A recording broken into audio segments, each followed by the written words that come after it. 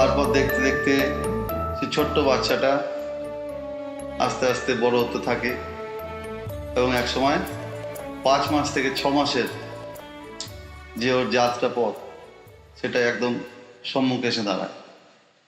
সেই দিনটা হচ্ছে আজকে, যখন ওকে মুখে ভাত বা অন্নপ্রাশন দেওয়ার একটা দিন আমাদের সামনে এসে দাঁড়িয়েছে।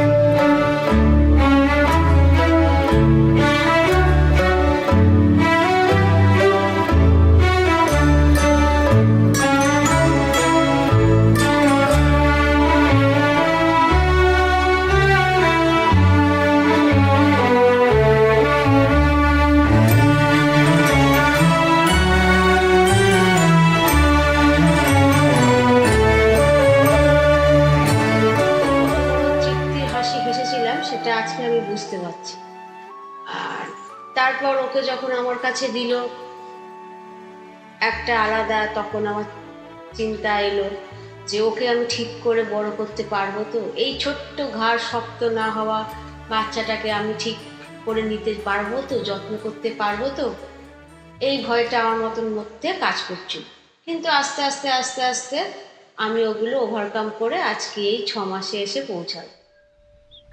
এটা ক্যাপ্টেন স্পার্কের ঘর। স্পার্ক থাকলে তার তো অ্যাসিস্ট্যান্ট থাকবে। আছে তো। র‍্যাক্সিট? হ্যাঁ।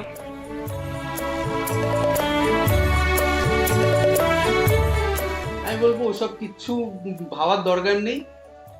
যেরকম জীবন চলছে সেরকম চলতে দাও, ঠিক আছে? যা হওয়ার যা বোঝার তুমি নিজে বুঝে যাবে, ঠিক আছে? শুধু জীবনটাকে কাটিয়ে যাও। হ্যাঁ, দ্যাটস ইট। এটাই আমার তরফ থেকে তোমার মানে একটা কি বলবো, মানে সাজেশন বলতে পারো।